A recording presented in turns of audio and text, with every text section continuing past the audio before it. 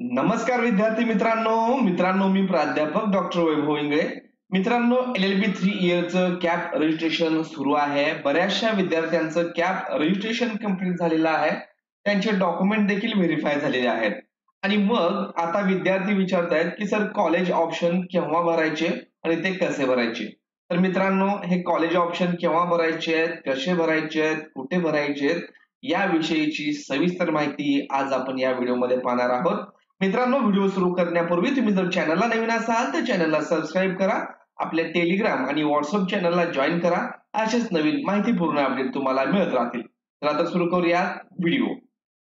मित्रांनो, हे college option देण्यासाठी सर्वात अगोदर आपल्याला ऍडमिशन पोर्टल 2526 वरती जायचं आहे. इथं गेल्यानंतर LLB 3 इयर आपल्याला सिलेक्ट करायचं आहे. ज्यांचं LLB 5 इयर असेल ते LLB 5 इयर सिलेक्ट करतील आणि इथं आपल्याला कॅन्डिडेट लॉग इन इथं आपल्याला जायचं आहे.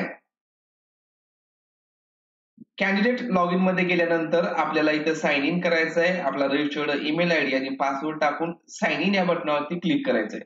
आता सध्या तुम्ही जसं साइन इन करताय तर तुमच्या समोर अशा प्रकारचं पेज येत आहे. ऍप्लिकेशन फॉर्म कन्फर्म्ड आहे, डॉक्युमेंट व्हेरिफिकेशन व्हेरीफाईड आहे. असं असेल तर तुम्हाला कुठल्याही गोष्टीची चिंता करायची गरज नाहीये.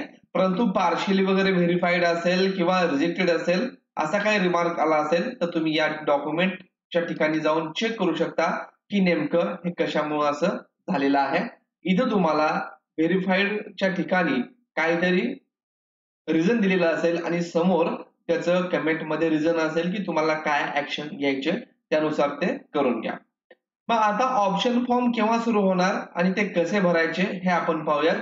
तर ऑप्शन फॉर्म भरण्यासाठी आपल्याला याच ठिकाणी लॉग इन मध्ये यायचंय आणि लॉग इनच्या वरती आता सध्या हे application form, print application form जे आहे याच्यावरती 3 ऑप्शन्स आपल्याला दिसतात. तर हे अशा प्रकारे हे आपलं प्रिंट ऍप्लिकेशन फॉर्म आहे. याच्यावरती 3 ऑप्शन, एक म्हणजे पहिला जो ऑप्शन आहे तो ऑप्शन फॉर्म जनरल, त्याच्यामध्ये शॉर्टलिस्ट ऑप्शन्स, सेट प्रेफरन्सेस आणि लॉक ऑप्शन फॉर्म, जे की सध्या सुरू झालेलं नाहीये. काही दिवसामध्ये सुरू होणार आहे. ते केव्हा सुरू होणार आहे हे मी तुम्हाला सांगणारच आहे. परंतु हे ऑप्शन कसे द्यायचे हे अगोदर आपण पाहून घेऊयात. तर असे 3 ऑप्शन आपल्याला जेव्हा ऑप्शन फॉर्म सुरू होईल तेव्हा येतील आणि इथं कन्फर्म्ड व्हेरीफाईड आहे त्याच्याच खाली proceed to fill option form general हे ऑप्शन आहे. यावरती आपल्याला क्लिक करायचं आहे. यावरती तुम्ही जसं क्लिक कराल तर तुमच्या समोर अशा प्रकारचं शॉर्टलिस्ट ऑप्शन म्हणजे पहिली स्टेज आहे. याच्यामध्ये एकूण 3 स्टेजेस. तर हे पहिल्या स्टेजमध्ये आपण येतो. तर याच्यामध्ये आपल्याला सिलेक्ट युनिव्हर्सिटी, आपलं कॉलेज ज्या युनिव्हर्सिटीच्या अंतर्गत आहे म्हणजेच ज्या युनिव्हर्सिटीला ऍफिलिएट आहे ती युनिव्हर्सिटी इथं सिलेक्ट करून घ्यायचं आहे. उदाहरणार्थ पुण्याचे कॉलेजेस असतील तर ते पुणे सावित्रीबाई फुले पुणे विद्यापीठाला ऍफिलिएट असतील, संलग्न असतील, तर ते पुण्याचे कॉलेज सिलेक्ट करण्यासाठी आपल्याला युनिव्हर्सिटीमध्ये सावित्रीबाई फुले युनिव्हर्सिटी याला सिलेक्ट करावं लागणार आहे. सोलापूरचे कॉलेजेस असतील तर सोलापूर विद्यापीठ सोलापूर इथं सिलेक्ट करून घ्यायचं आहे आणि सर्च कॉलेजेस यावरती आपल्याला क्लिक करायचं आहे. जसं तुम्ही सर्च कॉलेजेस वरती सिलेक्ट कराल तर त्या युनिव्हर्सिटी अंतर्गत जितकेही कुठले कॉलेजेस आहेत त्या सर्वांची अशी डिटेल माहिती तुम्हाला येईल. गव्हर्नमेंट एडेड आहे का, मीडियम कुठला आहे, इंग्लिश आहे का मराठी आहे. जवळपास सर्व कॉलेजला इंग्लिश मीडियम आहे, परंतु काही कॉलेजेस मराठीमध्ये तुम्हाला पेपर लिहायची मुभा देतात. त्या कॉलेजची इंटेक किती आहे, किती विद्यार्थ्यांना प्रवेश मिळू शकतो हे तुम्हाला दिसेल इथं. इथं कॉलेजचा कोड असतो आणि या ठिकाणी सिलेक्टचं ऑप्शन आहे. आता हे सिलेक्ट करण्यासाठी आपल्याला यावरती क्लिक करायचंय. तुम्ही यावरती क्लिक कराल तर राईटचं चिन्ह येईल. जितके तुम्हाला कॉलेजेस हवे आहेत ते तुम्ही सिलेक्ट करून घेऊ शकता. आता समजा मी यापैकी एकच कॉलेज घेतलं, ते म्हणजे ILS लॉ कॉलेज. तर इथं shortlisted options by you मध्ये एक कॉलेज आता इथं आलेलं आहे, कारण त्या विद्यापीठामधलं मी एकच घेतलं. दुसरे मला गरजेचे वाटले नाही तर मी घेणार नाही. तुम्हाला वाटलं की नाही सर्वच कॉलेजला मी ऑप्शन देणार आहे, कुठं लागेल ते लागेल, तर तुम्ही सर्वच्या सर्व कॉलेज त्या ठिकाणी सिलेक्ट करू शकता.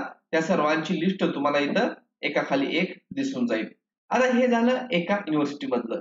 परत जर तुम्हाला वाटलं की मला दुसऱ्या युनिव्हर्सिटी मधलं आणखीन सिलेक्ट करायचं आहे, मुंबई युनिव्हर्सिटी मधलं एखादं सिलेक्ट करायचं आहे, तर वरती सेम तशीच प्रोसेस आहे.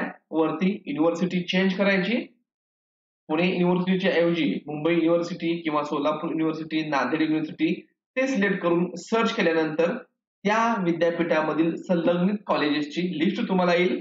त्यामधून परत जितके हवे आहेत तेवढ्याला अशा प्रकारे इथं टिक मार्क करून घ्या.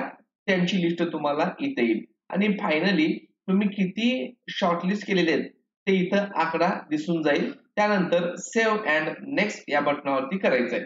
समजा तुम्हाला वाटलं की एखादं कॉलेज चुकून ऍड झालंय तर तुम्ही इथं डिलीट सिलेक्शन ऑप्शन यावरती करून जे कॉलेज नको आहे ते डिलीट देखील करून घेऊ शकता आणि त्यानंतर सेव्ह अँड नेक्स्ट या बटनावरती करायचं आहे.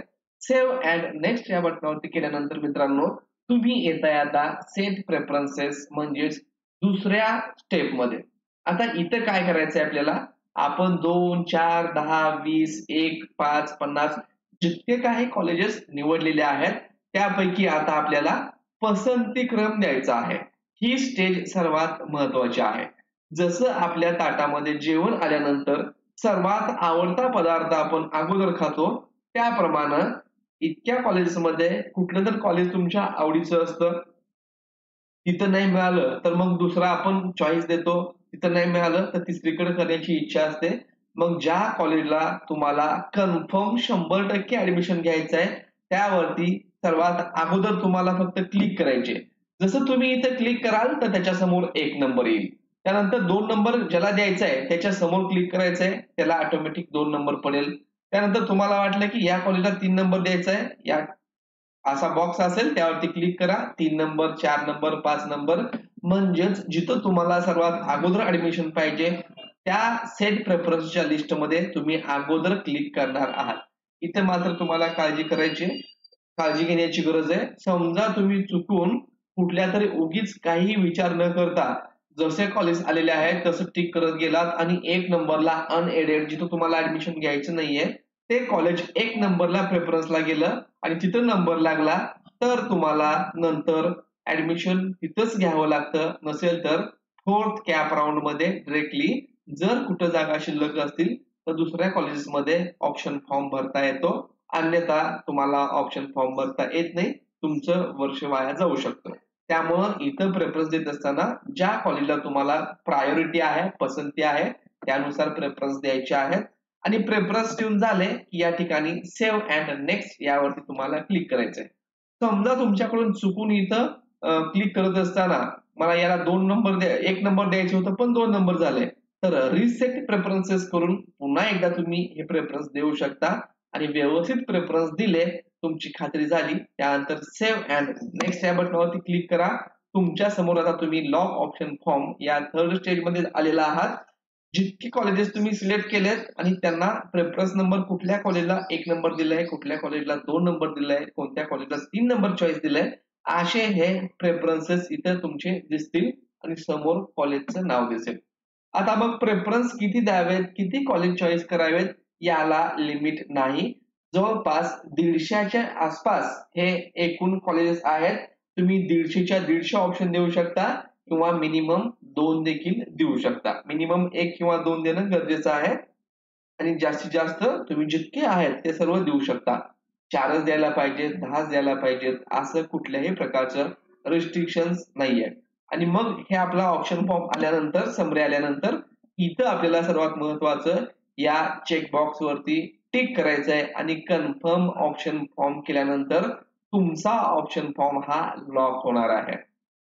आता इथं कन्फर्म ऑप्शन फॉर्मला क्लिक केल्यानंतर आता इथं पहा प्रिंट ऑप्शन फॉर्म आणि अनलॉक ऑप्शन फॉर्म हे ऑप्शन दिसतील. तुमच्या समोर आता अशा प्रकारचं शॉर्टलिस्ट सेट प्रेफरन्स राहणार नाही. ते काय होईल, डायरेक्टली अनलॉक ऑप्शन फॉर्म आणि प्रिंट ऑप्शन फॉर्म. याचाच अर्थ तुम्ही प्रेफरन्स देऊन व्यवस्थित फॉर्म लॉक केलेला आहे आणि त्याची प्रिंट तुम्हाला या ठिकाणी आलेली आहे. इथं तुमची जनरल माहिती येते अगोदर आणि त्याच्या खाली जितके तुम्ही कॉलेजेस प्रेफरन्स दिलेले आहेत ती कॉलेजची लिस्ट येते. त्या ऑप्शन फॉर्मची तुम्हाला प्रिंट काढून घ्यायची आहे. तुम्हाला ऍडमिशनच्या वेळेस ते लागणार आहे. एवढं प्रोसेस केल्यानंतर तुमचा ऑप्शन फॉर्म भरून कंप्लीट झालेला आहे. पुढची प्रोसेस म्हणजे आपल्याला अलॉटमेंट राऊंडची वेट करायचं आहे, कॉलेज अलॉटमेंटचं वेट करायचं आहे. दिलेल्या शेड्यूल प्रमाणे जेव्हा ते असेल तेव्हा कॉलेज अलॉटमेंट झाल्यानंतर दिलेल्या आपल्या प्रेफरन्स पैकी कितव्या क्रमांकाचे कॉलेज लागलेलं आहे हे आपल्याला लॉग इन मध्ये दिसतं. ही प्रोसेस कशी असते आणि हे ऍक्च्युअल मध्ये ऑप्शन फॉर्म कसे भरतात हे देखील आपण जेव्हा ही प्रोसेस सुरू होईल तेव्हा पाहणार आहोत. मग हे ऑप्शन फॉर्म सुरू केव्हा होतील? तर मित्रांनो, हे ऑप्शन फॉर्म सुरू व्हायला आणखीन भरपूर वेळ आहे. आता जे सध्या कॅप रजिस्ट्रेशन चाललेलं आहे त्याच्यामध्ये 1 ते 2 वेळा एक्सटेन्शन मिळण्याचे मॅक्झिमम चान्सेस आहेत. तर हे जे कॅप रजिस्ट्रेशन आहे ते 20 ते 25 जुलैपर्यंत चालू शकतं आणि एकदा का हे रजिस्ट्रेशन क्लोज झालं, इथं बघा हे गेल्या वर्षीचं शेड्यूल आहे. रजिस्ट्रेशन क्लोज झाल्यानंतर पुढची स्टेप असते ती म्हणजे अल्फाबेटिकल लिस्ट, त्यानंतर मग publication of final merit list आणि मग त्या ठिकाणी कॉलेज ऑप्शन फॉर्म फिलिंग. म्हणजे प्रत्येकामध्ये 2-4 दिवसाचा गॅप पडल्यानंतर या ठिकाणी कॉलेज ऑप्शन फॉर्म फिलिंग सुरू होतं.